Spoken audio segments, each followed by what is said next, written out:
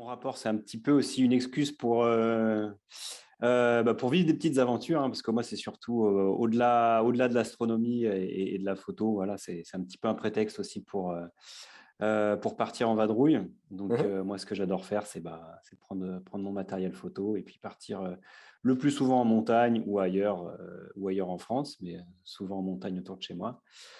Le sac à dos, le matos pour bivouaquer, pour faire des photos et puis je passe, en général, une petite nuit, sans trop une longue nuit sans trop dormir et puis, profiter des étoiles, quoi. C'est un peu, voilà, un petit peu mon rapport à l'astrophoto. C'est plus le côté un petit peu aventure.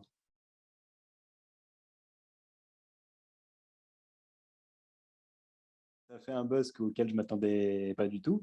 Mais maintenant que j'y repense, c'est vraiment un chouette projet. C'est vraiment un super souvenir.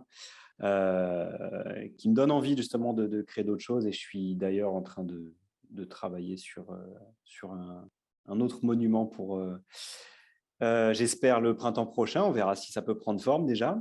Mais une très grande fierté aussi d'avoir, on va dire, réalisé ce projet. Pas tant la photo et le résultat final, mais veut dire d'être venu à bout un petit peu de ce projet que j'avais en tête depuis un moment. Donc voilà, on sait que la photo, c'est un petit peu une passion solitaire. Donc, on est très souvent face à soi-même. Donc, voilà, j'ai un petit peu mis ça debout tout seul. Donc, voilà, j'ai trouvé des gens pour faire quelque chose en équipe. Mais voilà, quand même une fierté d'avoir réussi à mener ça au bout, quoi. En plus d'un cliché que j'aime beaucoup personnellement aussi.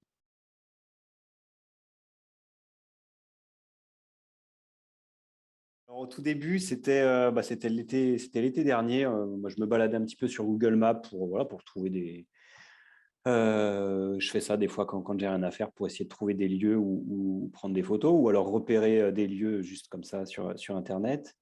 Et en me baladant au début, j'étais côté breton, je cherchais des endroits en Bretagne et puis, j'ai dérivé un petit peu côté normand et donc j'ai vu, bah, voilà, j'étais tombé sur le mont Saint-Michel et tout de suite, j'ai vu plein nord, l'île de Tomblaine. Je n'avais pas connaissance de cette île. Donc, bah, pour ceux qui savent, la Voie lactée est toujours orientée au sud. Donc, avoir un point de chute vraiment orienté en plein nord de notre sujet, voilà, ça a fait tic tout de suite dans ma tête pour me dire, bah, voilà, je peux tenter quelque chose en passant la nuit sur l'îlot et photographier le Mont Saint-Michel, quoi. Bon, il s'avérait avec le temps que bah, c'était pas possible de passer la nuit sur l'îlot. Donc voilà, c'est là que j'ai mis toute la chose en place pour trouver un guide, passer la nuit vraiment dans la baie et puis faire la photo depuis la baie, quoi.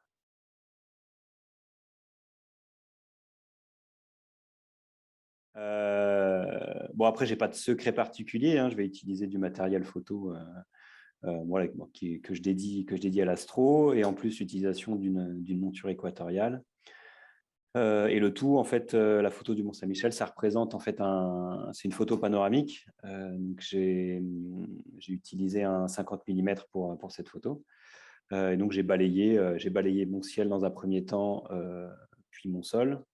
Alors je fais toujours les 2 prises de vue séparément, pour faire court, en fait, l'utilisation d'une monture équatoriale, ça permet donc de compenser la rotation de la Terre et donc entre guillemets «de suivre le ciel».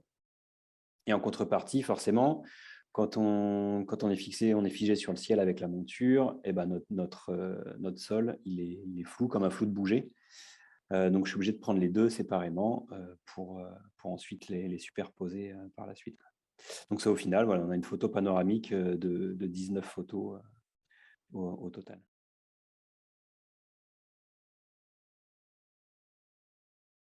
C'est énormément de boulot. Alors déjà, le fait que ce soit une photo panoramique, bah, j'ai une photo déjà très très grande résolution. Je me souviens plus exactement, mais voilà, heu, une photo simple, ça va faire 6 000 pixels de large. Là, j'en avais peut-être 5 ou 6 côte à côte, même si elles se chevauchaient. Donc voilà, on a une photo déjà qui est très très grande.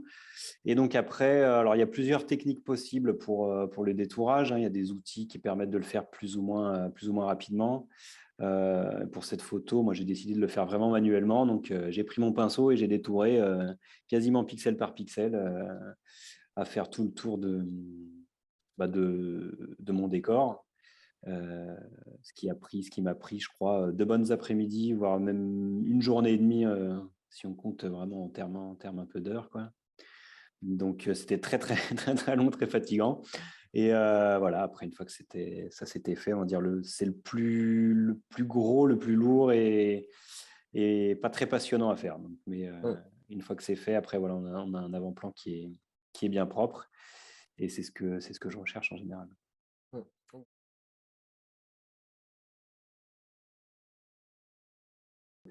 Mais c'est vrai que souvent, ce qui revenait, alors je l'avais peut-être mal, moi j'avais peut-être mal rédigé ma publication, mais ils disaient, voilà, on tape sur Google, Mont-Saint-Michel, Voie lactée, on en trouve des photos. Alors je leur dis, bah, oui, en effet, on en trouve des photos, mais ce sont des photos composites, c'est-à-dire un sol qui a été pris tel jour, telle heure, et un ciel qui a été pris complètement ailleurs.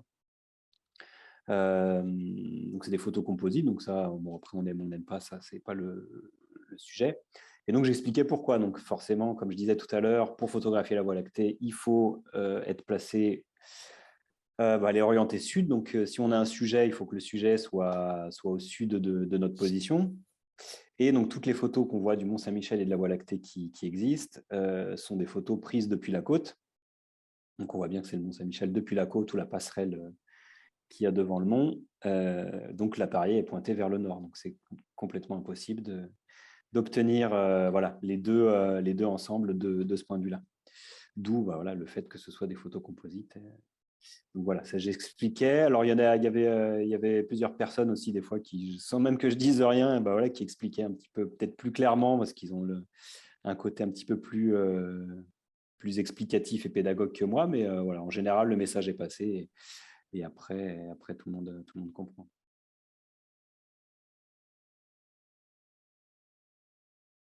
Ils ne savent pas, donc moi j'habite à Chambéry, donc en Savoie.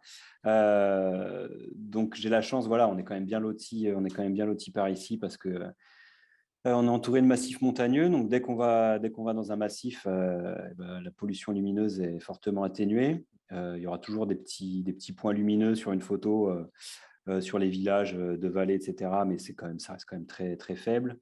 On voit toujours au loin quand même des grosses villes qui bombardent, hein, quand même depuis ici. On va voir Grenoble quand même qui envoie pas mal.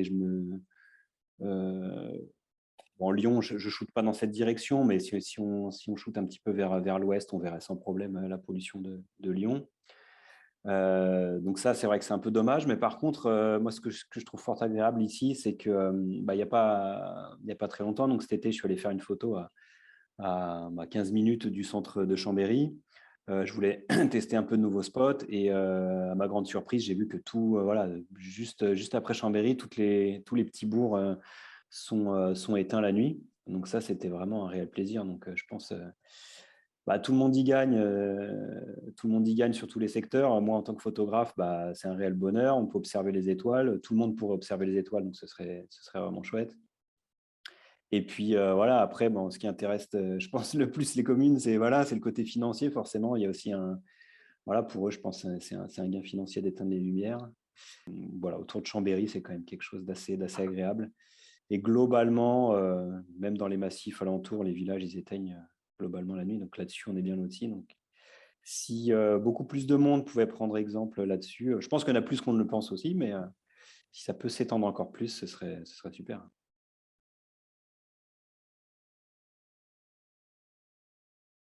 Moi, je fonctionne beaucoup. Ouais, c'est vrai que je fonctionne beaucoup à ce mérite parce que à titre personnel, c'est pas du tout quelque chose de général. C'est juste vis-à-vis de moi-même. J'ai souvent le sentiment de mériter, on va dire, une photo. Donc, c'est pour ça que des fois, je vais dans des bourbiers pas possibles pour sortir une photo. Mais voilà, c'est quand même à la portée de tout le monde. Pas forcément besoin de partir en montagne perdue pour observer les étoiles.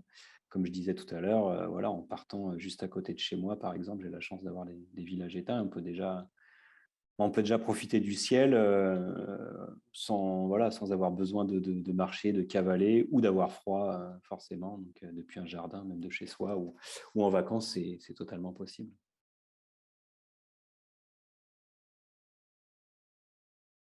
J'organise des stages tout l'été.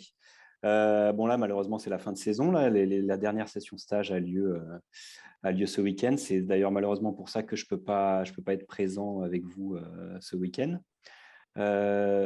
Donc, j'organise des stages tout l'été. Enfin, tout l'été. Les week-ends où la lune est absente.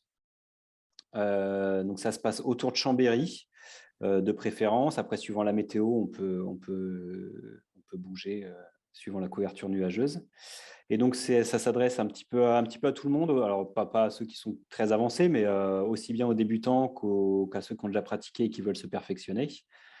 Donc, on passe une première partie théorique, voilà, où j'explique un petit peu la Voie lactée, où elle se situe, comment la photographier, comment trouver des lieux, comment repérer des lieux, les réglages de l'appareil photo. Et puis ensuite, on attend la nuit noire, on passe à la pratique. Et donc voilà, après, je passe derrière tout le monde, des conseils personnalisés pour chacun, afin voilà, de trouver un petit peu ces réglages optimaux. Et aussi, comme je dispose de plusieurs montures équatoriales, je m'addispose des montures équatoriales pour que les gens un petit peu découvrent, déjà vous voient ce que c'est pour ceux qui ne connaissent pas, et puis qui voient un petit peu la différence entre avec et sans monture, le résultat que ça peut donner. Donc, suivant la période, voilà, ça se passe sur deux. J'aime bien faire des soirées en deux lieux différents. Il y a un lieu juste au-dessus de Chambéry qui est encore dans la pollution lumineuse, mais qui est très bien pour commencer, pour s'initier. Et puis après, on part un petit peu dans le massif de la Chartreuse, plus au sud, voilà, où là, on se retrouve vraiment sous un ciel noir. Donc, en plus de faire des photos, on est dans un cadre qui est quand même pas vilain.